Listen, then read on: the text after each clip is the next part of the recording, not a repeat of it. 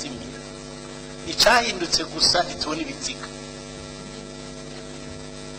ego ubyibukira fapasi nibugenda harabuze umuntu ntabuzi abamutwaye abo rigenda byongereza ico gitigiri c'abazimira abahunga abatambunere bagiye nibagarutse ntawuzira umutifu y'abajanye none ko subumuganye nuko mabiyongeye nagira ngo mugende jewe ico mbona bogerageza abashiranganje mukabatekera impanuro ikwiye bakaraba ingene bakoresha yamvugo y'abarundi ya diplomasi abo bantu mukabasaba bakaza bagirangete ngaha mukabugururira kuko uko mugara niko bizogora ntanguruye nyakwa mushikiranganje w'intwaro hagati mu gihugu urazi neza yuko muri komine Gihanga ahedi imisi 32 hari couple atabucaruka kuva saa 2 bakubitwa bacibwa amande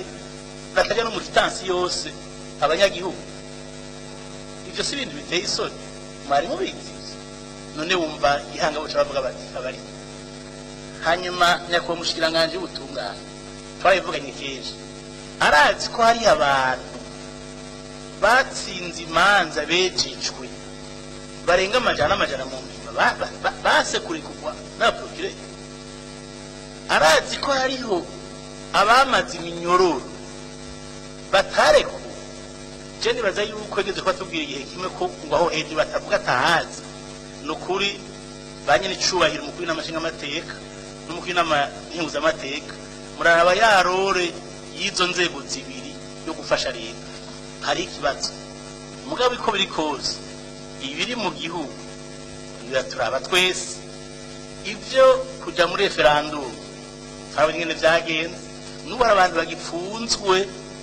karatana cyo bagirizwa kubwishi kubera ko batemeye kuvuga ngo yego bo babona ko bavuga oya iyo si demokarasi nagira rero ndangize mvuga nti yakuba mukuri n'amashinga amateka tuva mu komini imwe ndabasaye muzo muhora muri no misi ndabwire bishasha ntovugira ngaha byo muri komine Mpanda by'abantu